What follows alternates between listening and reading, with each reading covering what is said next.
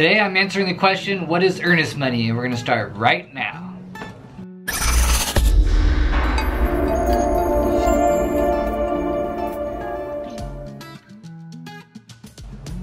Hello, welcome back to my channel. My name is Thomas Jackson. I'm the Redlands real estate guy and a broker associate at KW Redlands in the beautiful city of Redlands in the Inland Empire. And so if this is your first time here, and you want to learn all about all things real estate, you should subscribe by clicking down below. So today we're going to go over the 5 things you should know about earnest money deposit. Alright, so number 1, what is earnest money deposit? Earnest money deposit is a good faith deposit to show the sellers that you're serious about purchasing their property and asking them to take it off the market and put it under contract for you to purchase. And so one way of thinking about it, it's kind of like a marriage proposal. You know, you typically only propose to one person at a time and you don't propose to others at the same time. And it's to show your commitment to see it through. And so at a proposal, you know, your commitment is hopefully marriage someday. And with the house, your commitment is to close in escrow. Earnest money deposit isn't any additional money or cost. It's just part of your either closing costs or down payment. Alright, so number 2, how much should the earnest money deposit be? So typically we see earnest money deposit to be between 1 and 3% of the purchase price. So sometimes if you want to minimize the risk of a buyer, you could go with like 1%. If it's a really hot property and you feel that that might make a difference to get your offer accepted by offering 3%, a lot of times people to do is they'll go 3% of the purchase price and then maybe round it up to the nearest thousand. So if it's a $300,000 house, you know, you could do $9,000 earnest money deposit or just round it off to $10,000. And so occasionally, let's say someone doesn't necessarily have that much money up front, or they're borrowing the money, or there's all kinds of different ways as far as down payment where it comes from. You know, a lot of times sellers would accept a offer with like a much less than 1% earnest money deposit. So occasionally we see them, you know, they're $1,000, they're $2,000, $2,500, and a lot of times you see that from like first-time home buyers. And so it's not that the property for the deposit is at risk, it's just one of those things that, you know, it'll look better the bigger it is. Alright, item number 3 is, when do we make the earnest money deposit, to who, and who's gonna hold on to it? So here in the state of California, if you look at the standard way our purchase agreement or the offer paperwork is written, the way it says is that it's going to be wire transferred to escrow company within the first 3 days. And so that's a good way of going about it. I've realized that a lot of times if it says wire transfer and you take down a check, an escrow company most likely will take a check because they're getting the money. So basically an escrow company is the one who's going to be holding it the whole time and kind of like in charge of it to protect it for you.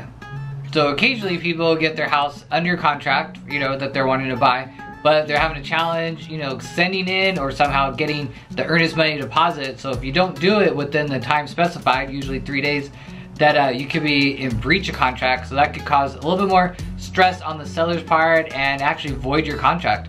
The sellers at that point, if you don't turn in, they can start the process of canceling your escrow and your contract. Alright, so item number 4 is, how can we get the earnest money deposit back, or how is it used?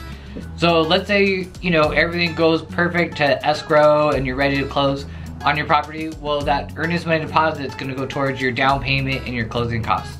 And so that way it's not an additional money out of pocket. And so let's say you're using like a VA loan, it's possible that you could get some of that money back at the close of escrow. Typically, it goes with the down payment and closing costs. And so what also happens, let's say, you know, for some reason you did your home inspections or you couldn't come to agreement on repairs and things, and you decided you have to cancel the escrow or the contract. Well, if you do it within your contingency period, then you basically just fill out the forms and request escrow to give you your deposit back. And so if you're not too sure on contingency periods, we'll do another video on those so you can get a good idea. But the main contingency period, you know, or big ones, is the inspection contingency. So that's basically you go in with the home inspector, make sure everything is what you want it to be, or, you know, negotiate the repairs with the sellers. If you come to agreement, then you're good. If not, then that's your opportunity to walk away. And then you typically have an appraisal contingency. So it's a contingency that the property is gonna appraise for the value of the contract. If not, it can be renegotiated or canceled and you get your money back. Or there's also the lender contingency or loan contingency. And so that one doesn't happen too often, but let's say something along the process, something happens and the lender cannot give you a loan. Well, at the last moment, not the last moment hopefully, but towards the end, you know, you're able to cancel saying you cannot get a loan. And so those are a few different ways of getting your deposits back with the contingencies. So we'll do another video on contingencies so you have a good idea of different things to look out for and timelines.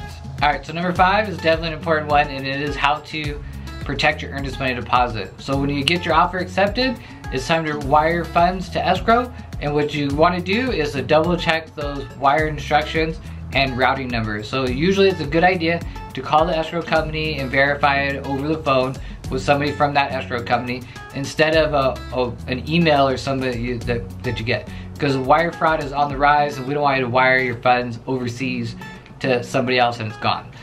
So then another thing to protect your earnest money deposit is to stay on top of the contingency periods. And so you got to know your timelines and what needs to happen during those time periods. So contingencies aren't automatically gone. They're actually signed off. So it's a good thing to keep an eye on those. And so to keep up with your responsibilities that you have to do during the period of escrow. And so those are like doing your home inspection, your due diligence, that kind of thing. And then anytime that you're concerned with things or you're not sure, you know, you want to make sure you get it in writing. So let's say the contingency period comes up where it's time to sign off, but we're not ready yet, then we sign in writing to get an extension. So if you enjoy these videos, you know, feel free to comment, like, and subscribe down below.